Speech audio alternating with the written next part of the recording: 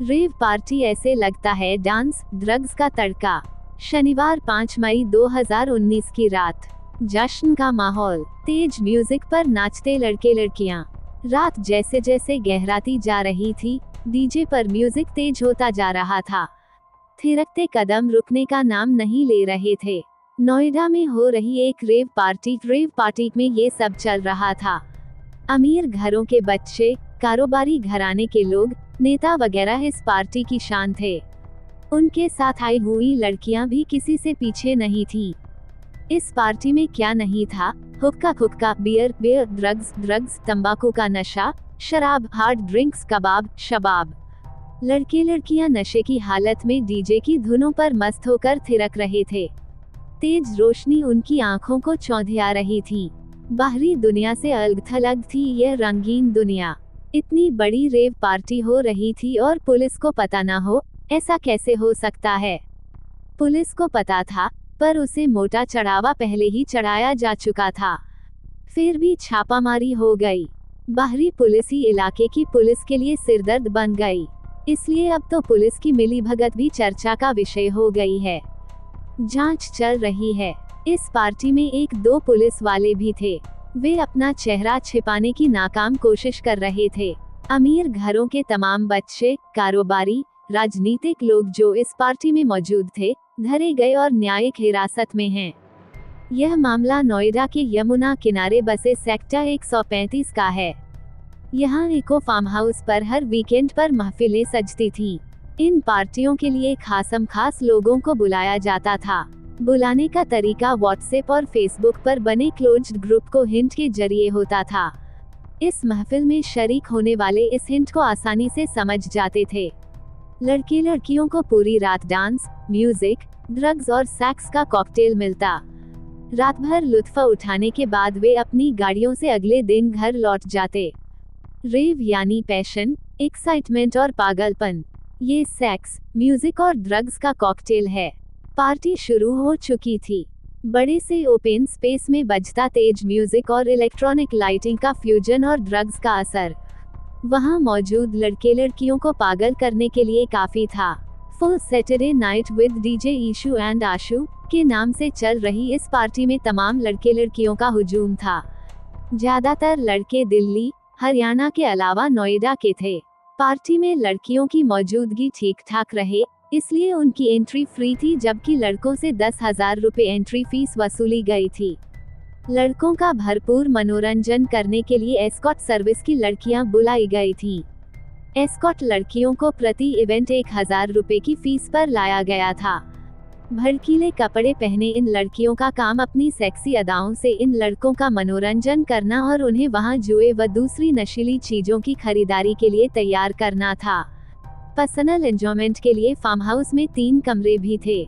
Escort लड़कियों की अमीर घरों के लड़कों के साथ टेबल पर बैठने के साथ शराब पिलाने तक की कीमत तय थी। टेबल पर बैठने, गिलास देने, शराब देने, खाना परोसने, साथ में शराब पीने समेत दूसरी चीजों का एस्कॉट लड़कियां अलग से चार्ज लेती थीं। टेबल पर बैठा युवक जितना पैसा खर्च करता था, उसका 10% कमीशन इन लड़कियों को मिलता था। बाकी लड़कियां अपने बॉयफ्रेंड के साथ पार्टी में आई थीं। ज्यादातर सभी लड़कियां हाई प्रोफाइल घरों की थीं। आयोजकों ने रेव पार्टी का प्रचार प्रसार फेसबुक, व्हाट्सएप समेत अन्य सोशल मीडिया के जरिए किया था। प्रवेश शुल्क को आयोजक नकद के साथ पेटीएम वॉलेट या दूसरे साधनों से लेते हैं। मौके से एक रजिस्टर बरामद हुआ, जिसमें पूरा हिसाब लिखा हुआ था। पुलिस को किसी ने सूचना दी। उसी को आधार मानते हुए पुलिस ने पहले घेरा बनाया गया, तब दबिश दी। जब पुलिस अंदर घुसी तो वहां तमाम लड़के लड़कियां नशे में डीजे पर झूम रहे थे। कई लड़के टेबल और पूल में घुसकर हुक्के का कश लगा रहे थे। पुलिस ने मौके से पार्टी के आयोजक व फार्म हाउस मालिक अमित त्यागी को उसके साथियों कपिल सिंह भाटी, पंकज शर्मा, अदनान और बालेश कोहली के साथ पकड़ा है। आरोप है कि अमित त्यागी वहां पर पहले भी 40-50 ऐसी पार्टियों को करवा चुका है। हर पार्टी से पहले वह इलाके की पुलिस को मोटा चढ़ावा देता था। फार्म हाउस पर अवैध रूप से चल रही रेव पार्टी पर छापेमारी कर 192 लड़के लड़कियों को गिरफ्तार किया। इसमें आयोजक व मनोरंजन के लिए लाई गई लड़कियां भी शामिल थीं, या यूं कहें कि पार्टी में 161 लड़के और 31 लड़कियां पकड़ी गई थीं। इनमें से 8 एस्कॉर्ट से बुलाई गई लड़कियां शामिल थीं, जबकि बाकी अपने बॉयफ्रेंड के साथ आई थीं। दूसरी ओर फार्म हाउस में बड़ी मात्रा में नशीले पदार्थ और आपत्तिजनक सामान बरामद किया गया। इसके अलावा पुलिस ने फार्म हाउस से 39 कारों के अलावा 9 महंगी मोटर बाइकों को भी अपने कब्जे में लिया। इनमें कई लग्जरी कारें भी थीं। ज्यादातर लड़के लड़कियां 10वीं व 12वीं के स्टूडेंट्स थे। वे सभी कारोबारी, नौकरशाहों, बड़े घरानों, प्रभावशाली परिवारों से ताल्लुक रखते थे। ज्यादातर घर से झूठ बोलकर पार्टी में शरीक होने आए थे। रेव पार्टी में बड़ी तादाद में लड़के लड़कियों के पकड़े जाने के बाद पूरी रात पुलिस अफसरों के फोन घंघनाते रहे। अभिभावक अपने बच्चों के भविष्य का हवाला देकर उन्हें माफ कर छोड़ देने की गुहार करते रहे। बाद में पुलिस ने छात्र छात्राओं के भविष्य को देखते हुए उनके नाम पते बताने से इनकार कर दिया। रविवार 5 मई की सुबह 6 बजे पुलिस की बसें मंगवाकर सभी को फार्म हाउस से पुलिस लाइन भेजा गया। वहीं से पुलिस ने आरोपितों को जिला न्यायालय में पेश कर न्यायिक हिरासत में जेल भेज दिया।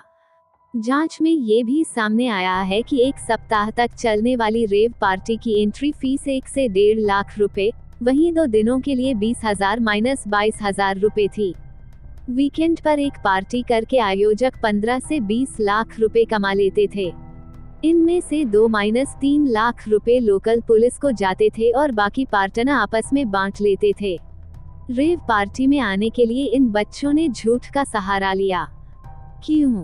क्योंकि माँ बाप सच से वाकिफ नहीं होना चाहते। अगर हो गए तो मनमानी करने नहीं देंगे। अमीरजादों को अपने बच्चों को सुधारना जरूरी है, डांट फटकार से बात नहीं बनने वाली। पैसे दे देना किसी समस्या का हल नहीं, उन पैसों का हिसाब किताब भी पूछना चाहिए। बच्चों के साथ बैठें, बात करें, उनकी परेशानी को बढ़ाने के बजाय दूर करने की कोशिश करें। तभी सही माने में आपका बच्चा ठीक दिशा में चल सकता है, अन्यथा बच्चों के बिगड़ते देर नहीं लगती। इसलिए जरूरी है बच्चों पर नजर रखना, ताकि बाद में पछताना ना पड़े।